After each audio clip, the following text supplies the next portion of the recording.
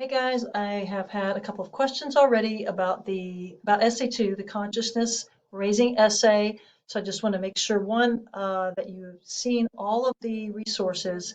So it started last week with the video, which is very short. That's what the quiz is based on.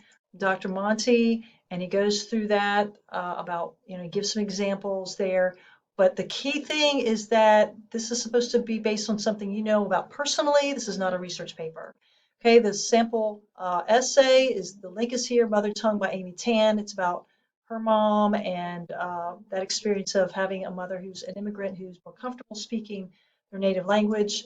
So she shares what's that is like. Most of us don't know what that is like. Okay, so that's a sample, and then this week you have a list. Okay, you have a list, and at the top of it it says in bold, this must be based on your own personal experiences. So it's and you have to pick something like this, but you have to do something that fits you, right?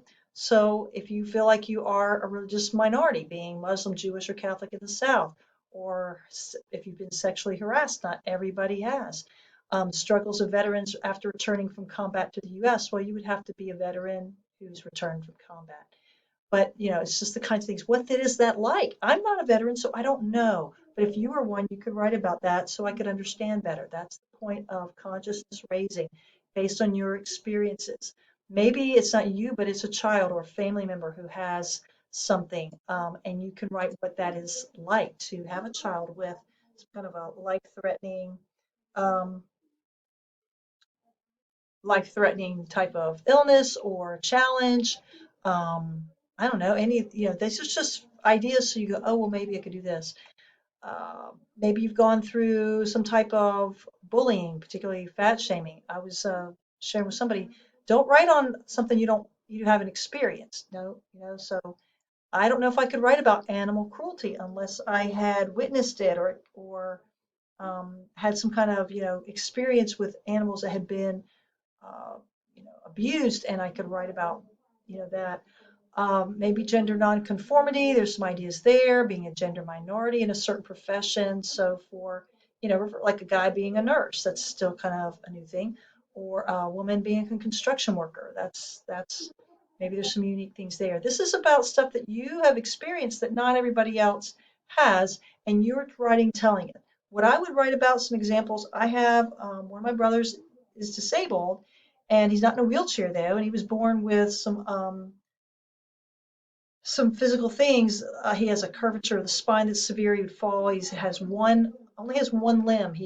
And it's like he doesn't have a right arm, and his left arm is not even fully developed. He has three fingers and only has two joints. We have elbow and a wrist. He just has one.